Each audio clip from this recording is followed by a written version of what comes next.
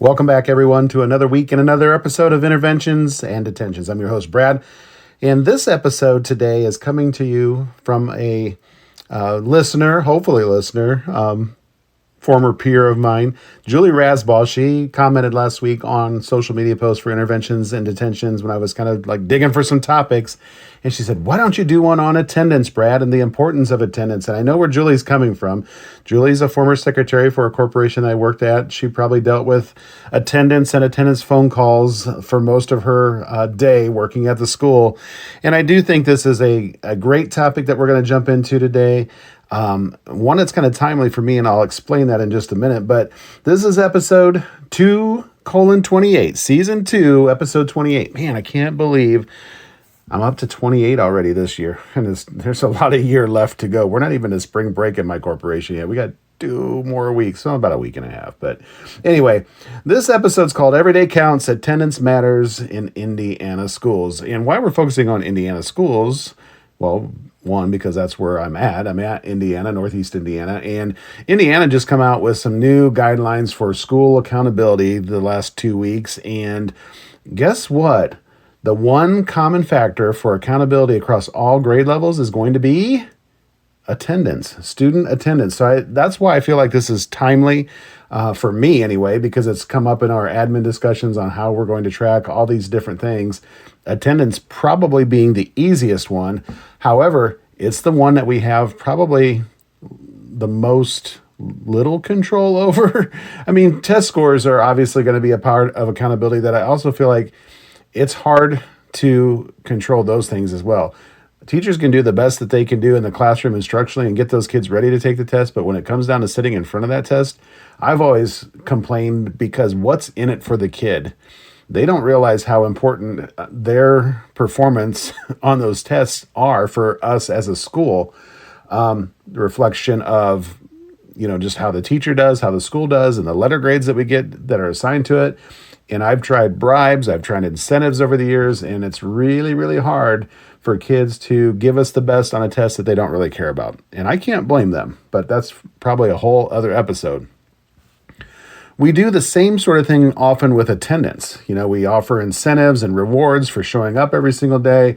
We get on parents when they don't show up every day. We send those letters, the ones, 5-day, 10-day, 15-day, the ones that talk about, threats of DCS, probation department, courtroom, all the things that we have to do because the state says that we have to do them. And we'll go through a lot of that stuff today in this episode. We're diving into a topic that might seem simple at first, but it's actually one of the most powerful predictors of student success when it really comes down to it. And again, it's all about attendance today. When we talk about attendance, most people think of the daily roll call. Brad here, Emily here, Sherry. Sherry didn't make it to school today. I'm just picking on you, Sherry.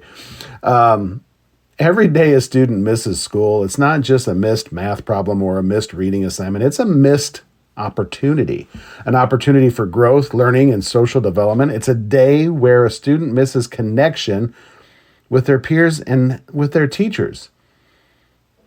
It misses guidance and encouragement, and it falls further behind in the rhythm of learning. So across Indiana and the country, absenteeism has serious consequences. Missing school regularly, even if just for a few days here and there, can create gaps in academic performance that compound over time. And these aren't just stats, folks. They're the real-life experiences of students, families, and teachers that go through this every single day.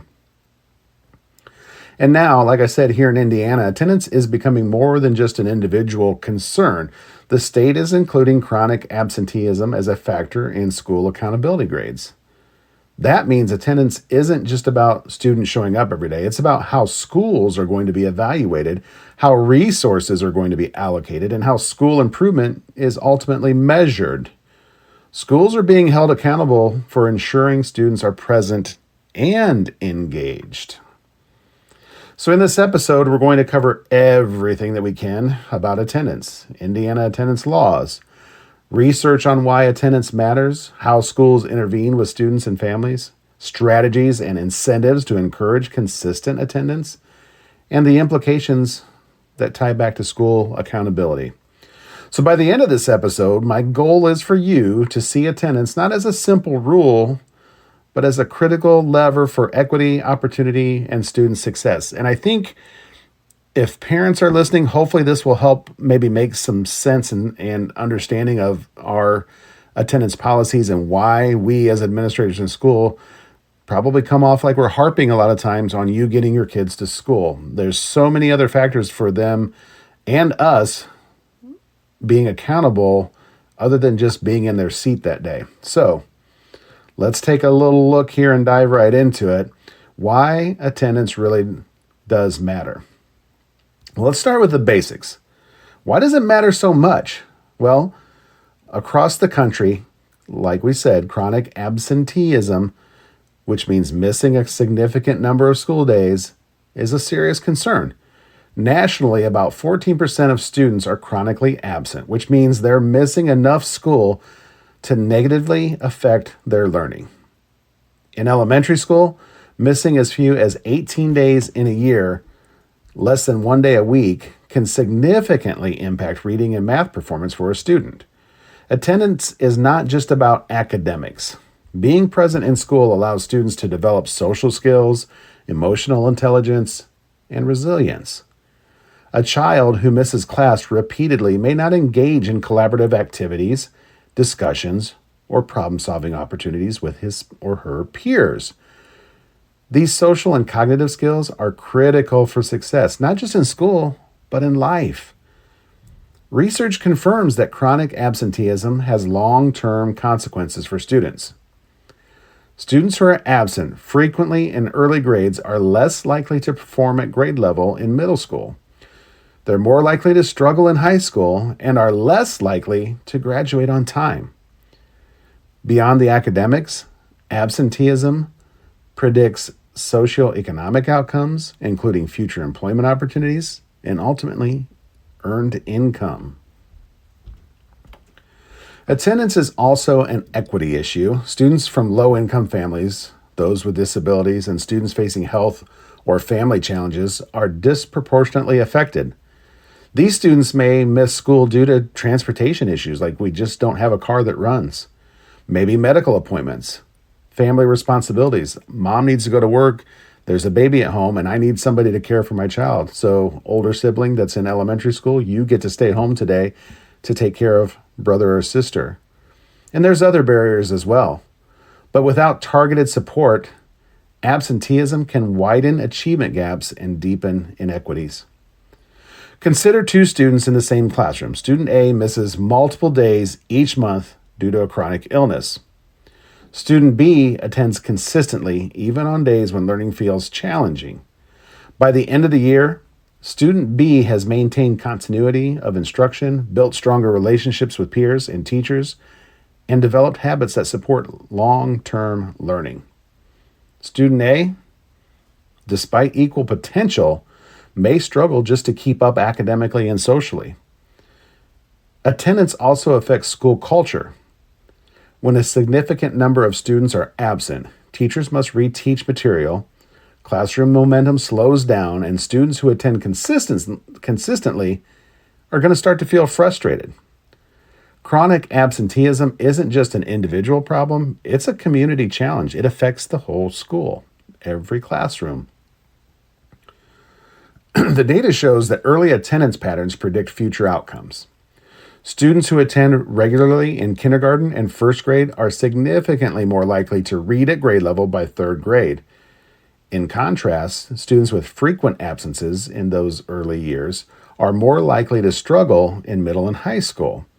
These early gaps tend to persist even if attendance improves later. The takeaway, folks, every day matters. Even short-term absences accumulate, and consistent attendance is a foundation for both academic and social success. Schools, families, and communities must prioritize attendance as a shared responsibility. So think about this, parents. It's not, again, about us harping. We want your kids in seats, in school learning, because when they're not there, not only does it affect them, it affects the students around them, their teachers, and just the whole climate and culture of a school. Now that we understand why attendance is so critical and important, let's look at the Indiana specific laws and guidelines. Indiana law requires students to attend school from the fall of the year they turn 7 until they graduate or turn 18. So if you think about that for a minute, I think a lot of parents don't understand that. We always think we need to get kids in preschool and kindergarten, which we do. Those are very crucial things for kids to do. But by law, students don't have to start attending until they're age 7, which would be, the end of their first grade year, basically. Okay. I can't believe that hasn't changed at some point yet because of the focus that we're putting on early literacy for kids. I can't believe that law hasn't changed to bring it down to like age 5, that they have to be enrolled by age 5, which would be kindergarten year. But maybe that's coming down the road. Okay, so they don't have to even attend school until they're 7 and until they graduate or turn 18. That's when the law is kind of the beginning and the end. Parents and guardians are legally responsible for ensuring students meet this requirement. Schools classify absences as excused or unexcused. Excused absences generally include things like illnesses, doctor excused appointments, family emergencies. They often require documentation regardless, like a doctor's note or whatever. Unexcused absences are those that occur without a valid reason. Parents don't call in, they don't bring a doctor's note, things like that. A student becomes, quote, a habitual truant person after 10 or more unexcused absences in a school year. Again, this is Indiana state law, folks. At that point, schools are legally obligated to do some kind of intervening or intervention. And those interventions can include things like notifying juvenile court or child services, but these measures are intended as a last resort. The focus is on support and prevention, not so much the punishment part, especially in the lower grades. Parents can also face consequences, and this is becoming more and more common. Failing to ensure that student attendance happens on a consistent basis can result in fines or misdemeanors, sometimes misdemeanor charges. But again, the system emphasizes support first. We want to work together with you, parents. Schools are expected to identify the barriers like those transportation issues, family responsibilities, health concerns, and then we got to help address them. We got to work together as a team to see what we can do to make things better for everybody. Attendance officers, counselors, social workers are key players in this part. They monitor patterns, they meet with the families, they provide resources to help the students stay engaged. For example, a school might work with a local organization to provide rides for students who live far away from school, or coordinate with healthcare providers to schedule appointments outside of school hours. Things like that we can do to help. Indiana also requires schools to track and report attendance data to ensure compliance with both state law and federal education requirements. Okay, we have to track that daily. We turn it in and report it at the end of the year. I think we might even do it twice a year now. This data is increasingly used not just for compliance, but for that accountability piece. Schools analyze absenteeism trends and identify at-risk students and develop proactive strategies that prevent chronic absenteeism before it becomes entrenched in a student. The legal framework is designed to support student success, but it also sets clear expectations. Parents, students, and schools all have defined roles, and early intervention is critical. Understanding these laws help educators and families work together to address attendance issues early and constructively. So how do schools handle attendance? Let's just talk about that for a minute. It starts with accurate record keeping, plain and simple. Schools take daily attendance for reporting purposes, but the real work begins when the patterns start to emerge. Early intervention is key. Most schools notify parents once a student reaches 5 absences, even if excused. And I think that's one thing that a lot of parents struggle with, because we have to send the letters, the 5-day, the 10-day, the 15-day. whether those absences are excused or unexcused. And I always wish that we had a better way of flagging the ones saying, hey, parents, your child's missed 5 days, and we know why, and we know that you've called in every single time, so keep doing what you're doing. This is just to inform you of those absences and make sure that we're on track and you are on track. And then I feel like we could have another letter that says, parents, your child has missed 5 days. You haven't called one time. You haven't brought in a doctor's note. And if this continues, you're going to see another letter at 10 with the same tone, and we're going to have to contact DCS. We need two different letters sometimes because the parents that are doing the right thing and making those phone calls and sending in the doctor's notes get really offended when they open those letters, and they often don't understand why they've received them, which I get it. Okay, I get it. The goal with those letters and with the communication, though, is to catch the small issues before they turn into chronic absenteeism, plain and simple. Many schools establish attendance teams, groups that include counselors, social workers, administrators, sometimes teachers. And these teams review that data weekly or monthly, and they identify at-risk students. Once identified, schools implement tiered interventions. And, speaking of tiered interventions, to me, we do a lot of this through our MTSS meetings at school. We meet once a month. We talk about students of concern through that MTSS process, the multi-tiered systems of support. And we talk about a student's attendance as one of those puzzle pieces when we look at the whole child. So looking at some of those tiered supports, tier 1 would be a universal support for all students, school-wide messaging about attendance, maybe posters, announcements, campaigns to reinforce expectations for everyone, for being why it's important to be at school every single day. Tier 2, targeted support for students showing moderate absenteeism. This may include things like family meetings, maybe counseling sessions, academic supports, and of course, ultimately goal setting. Let's set some goals to get you here at school as much as we can. Tier 3 would be more intensive support for students with chronic absenteeism identified. Schools may develop individual attendance plans, connect with families and community resources, or possibly even involve legal authorities if necessary. Some schools also implement attendance contracts, and I've seen this before as well. These agreements are signed by students, families, and the school, outlining those expectations, the supports, and how we're going to monitor schedules. The goal through that is to create accountability without punishing unnecessarily, and in the end, to celebrate progress that's made along the way. Proactive approaches are key. Waiting until a student becomes habitually absent often makes intervention so much more difficult.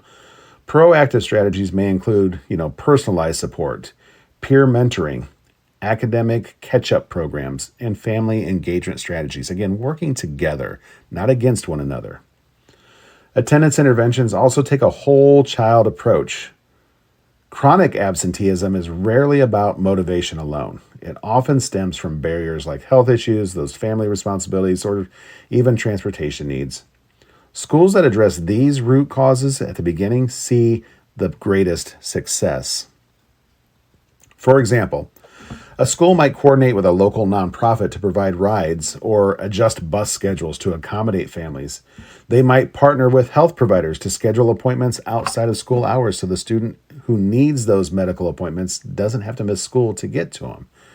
They might connect students with tutoring or academic supports for days that they do miss. The impact of these strategies is going to be measurable. Schools that implement tiered attendance interventions often see reductions in absenteeism of 10 to 30% over the course of a year, along with improvements in student engagement, academic performance, and overall school climate. Now let's shift focus to incentives and recognition. While tracking and interventions are important, positive reinforcement is often the most powerful and sometimes the only motivator that we have for students and getting better attendance out of them. Recognizing students who show up consistently sends the message, we see you, we value your effort, and your presence matters. Schools in Indiana use a variety of strategies. The old certificates and awards, recognition assemblies. There might be things like extra recess, homework passes, the ever-loving pizza parties, one of my favorites. Goal-oriented programs where classrooms or grades earn points for collective attendance is another strategy that can be used. And research shows that students are more likely to attend when they feel connected to their school community, building those relationships. Positive reinforcement strengthens those relationships with teachers and peers and at the school at large, which ultimately increases student engagement. Some schools highlight personal improvement, not just perfect attendance. A student who significantly reduces absences from one semester to the next can be recognized for that progress. This encourages growth and builds confidence within the student. Involving families amplifies the effect. Sending letters home, posting accomplishments on school websites, or even inviting families to recognition events. Those kind of things strengthen the message that attendance matters both at school and at home. Finally, building a culture of attendance is crucial. When students see peers being celebrated for showing up, just being there, it reinforces the behavior.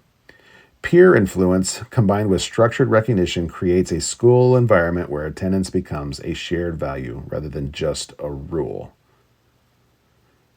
Well, let's take a closer look at what the research tells us. Nationally, about 14% of students are chronically absent. Early absenteeism is especially concerning in those elementary grades, as missing school sets students behind in reading and math, plain and simple. Research shows that students with high absenteeism in kindergarten and first grade are much more likely to struggle in middle school and beyond. Attendance affects social and emotional development too. Students who miss school frequently are less likely to participate in peer interactions, those collaborative projects, and extracurricular activities. These experiences help develop the social skills, resilience, and confidence that students need to learn at those early elementary grades. Data from Indiana reinforces these findings. Schools with higher chronic absenteeism often face challenges with academic performance, student engagement, and overall classroom management. Attendance is not just, again, an individual metric. It impacts the entire school, community, and environment. And we talked a little bit before about equity, and it plays a major role here. Students from low-income families or those facing those transportation, health, and family challenges, or they are disproportionately affected. Schools that provide support like transportation assistance, health services, or flexible schedules see the greatest improvements in overall attendance and achievement. That early intervention is key again. Monitoring attendance weekly and reaching out after a few missed days reduces chronic absenteeism. Programs combining data tracking, personalized interventions, and positive reinforcement are the most effective.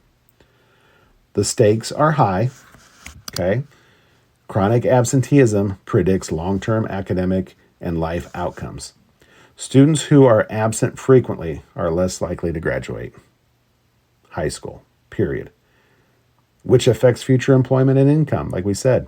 Attendance is a predictor of opportunity, not just success.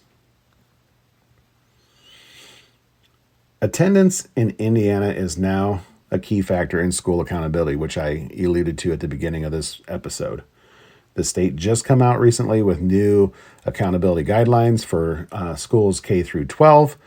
They break them down by grade bands. I think it's K through 3, 4 through 8, and then 9 through 12. And it obviously has things like your test scores. When you get into the junior, senior high, you're talking credits and pathways. But the one common theme across them all was attendance. We just updated accountability model, and it includes attendance alongside test scores, graduation rates, forgot about that one, and all those other performance indicators that I listed. This new accountability reflects an understanding that learning isn't just about test scores anymore. It's about being present to learn. Including attendance and accountability encourages schools to track attendance more carefully and analyze those patterns, implement those interventions for students showing the early signs of absenteeism, and celebrating positive attendance to create a school-wide culture. I can remember at one of my elementary schools where I kind of got criticized for celebrating and focusing on attendance so much, even more so than like honor roll. We kind of got away from celebrating honor roll and really focused on attendance. And I had a parent complaining about, well, my kid's not getting anything for all the hard work that they're putting in and the grades they're earning because you're so focused on attendance. But I would almost argue with them, if your kid's here every day, that means they're going to do better in school. So let's celebrate the base foundation of what is giving them the support and success that they're earning. Being there, attendance, let's focus on that. Accountability isn't just about punishment in the long run. It's about support and improvement. When we support them through incentives, they improve their attendance. Schools with high absenteeism rates receive guidance and resources to address barriers, not just criticize them. Attendance data is used at many levels, the classroom, the grade level, and school-wide ultimately.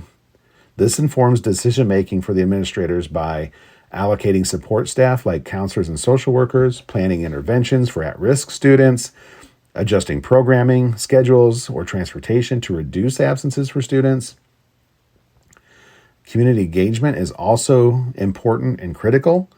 Schools are encouraged to partner with families, local organizations, healthcare providers to address systematic attendance barriers. Why are kids not getting to school? Attendance becomes a shared responsibility between the school and the greater community. And ultimately, Indiana's inclusion of attendance in their new accountability reflects a broader understanding. Consistent attendance is a prerequisite for learning, equity, and success. So let's put a human face to all this for just a moment. Student A struggled with frequent absences due to transportation challenges and their parents' work schedule. Without early intervention, this student fell behind academically, they lost confidence, and they just disengaged both academically and socially. By the end of the year, gaps were significant with this student, and the student faced a challenging transition to the next grade level. Makes sense. Student B had consistent attendance, even when challenges arose. Illnesses or family responsibilities, there were supports in place, like rides to school, flexible assignments, encouragement from teachers and administration. This student stayed connected academically and socially, built confidence, and formed strong relationships. And by the end of the year, grades improved, and the student felt fully integrated into the school community. They felt supported. These examples illustrate that attendance is not just a number. It directly impacts learning, relationships, and long-term opportunity for the student. Schools that intervene early and reinforce that positive attendance create lifelong advantages for students. Here's what I want you listeners to take away today from this episode. Simply, attendance matters. Every day counts. Each day a student misses is a lost opportunity for learning, growth, and connection. The Indiana law is clear. Students must attend school, and parents have a legal responsibility to support their students' attendance. Schools can intervene early and should intervene early. Tiered supports, attendance teams, individualized plans, all of those can prevent chronic absenteeism from occurring. Positive reinforcement does work. Recognizing and celebrating attendance builds engagement and strengthens school culture. Attendance now affects our accountability as a school. Schools are evaluated and will be evaluated on whether students are showing up, making attendance now a top priority for all Indiana schools. For educators, use attendance as an early warning system. Look for patterns, intervene early, and celebrate those successes. For parents, please prioritize your child's attendance. Communicate with your school if barriers exist. Reach out to them and help your child develop habits around consistent attendance. Attendance isn't just a rule, folks. It's about equity, opportunity, and long-term success. By focusing on attendance, we create better outcomes for students, stronger school communities, and a more equitable education system in the long run. Whew. Julie, I hope this is kind of what you were looking for when you said, Brad, talk about attendance.